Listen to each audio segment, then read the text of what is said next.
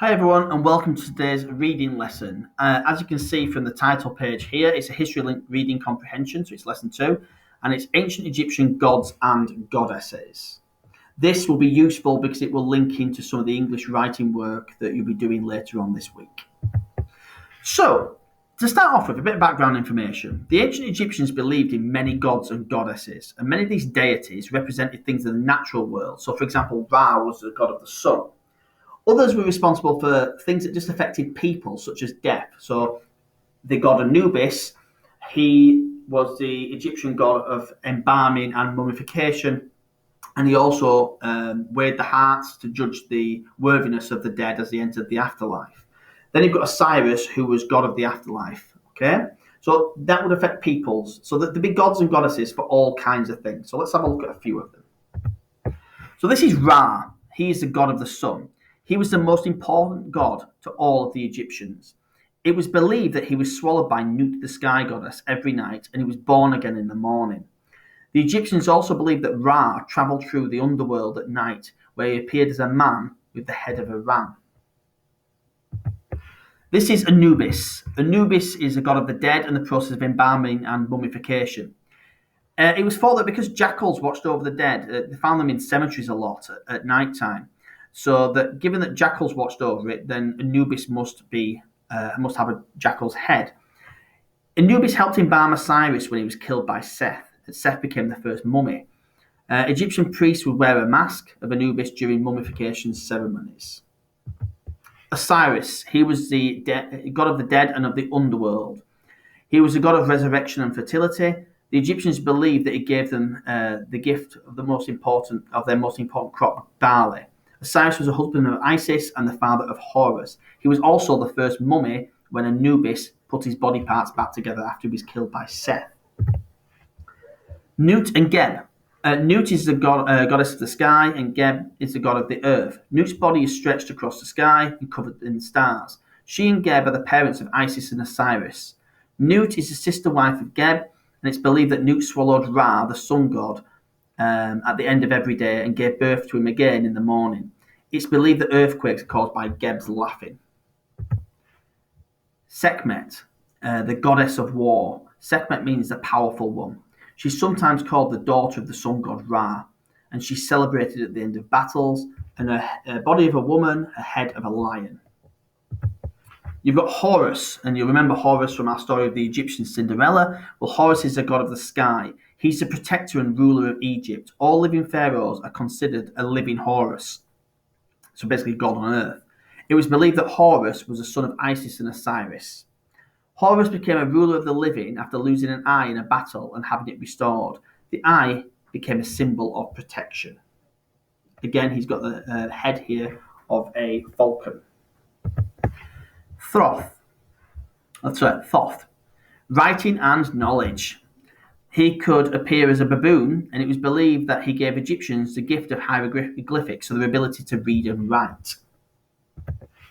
Isis, she's the goddess of protecting the needy. Isis is the wife of Osiris, king of Egypt. She was a daughter of the earth god Geb and the sky goddess Nut. She's also the sister of Osiris, Seth, and Nethesis, if I pronounced that correctly.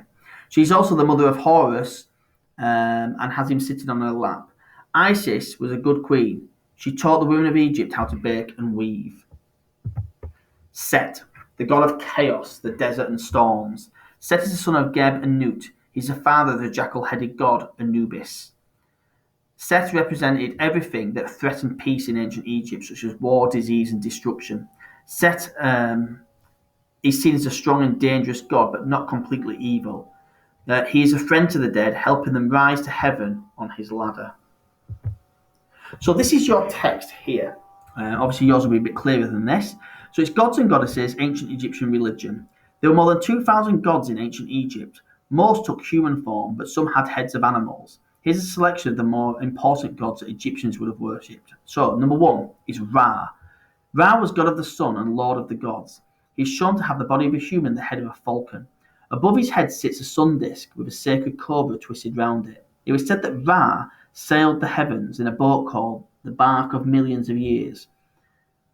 At the end of every day, many thought Ra had died as he sailed through the night in the underworld, leaving the moon to light the night sky until he was born again at dawn. Number 2, Ammon. Ammon was an important god because it is said that he created all things. However, there are not many stories or pictures of him as he was invisible. Many of the pictures of him come from when he mixes with another god like Ra, when he becomes Amun-Ra. Amun is usually a human form, but sometimes has a ram's head. Number 3, Horus. He is the head of a hawk. Sorry, I said falcon earlier, my apologies. Head of a hawk, which makes him look similar to Ra, but Horus has a crown made to look like the two parts of Egypt, the red and white to show that he ruled all of the land.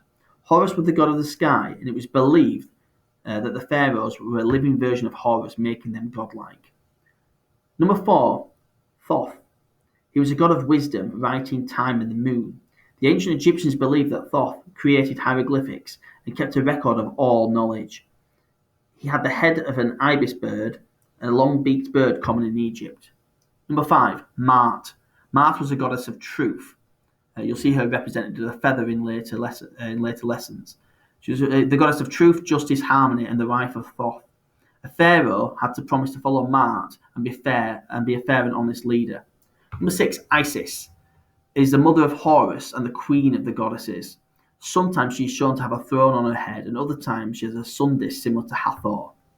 Number 7, Osiris was a god of the dead and husband of Isis. He is shown wearing the white linen wrapped from a mummy. He wears a white crown with large feathers. Although he was god of the underworld, Egyptians still liked him for helping people pass on into the next life. Number 8 is Hathor. She was a goddess of love, music, and dance. She looked after all women in life and death. Hathor sometimes took the form of a cow with a sun disk above her head. Number 9, Anubis. Anubis was a god of embalming the mummification ritual. It is believed he made the first mummy, Osiris. Anubis was a guide of the dead. He helped them pass to the next life. It was said that Anubis would wait for you in the hall of the dead to weigh your heart. If your heart was lighter than Ma'at's feather, then you would live forever. If it was heavier, your heart would be eaten by the demon Ammon. Anubis had the head of a jackal. And number 10 is Sekhmet. She was a goddess of war, fire, and medicine. She had the head of a lion, the best hunter known to the Egyptians, and her breath is said to have created the desert itself. So these are your questions. Number 1, how many gods were there in ancient Egypt?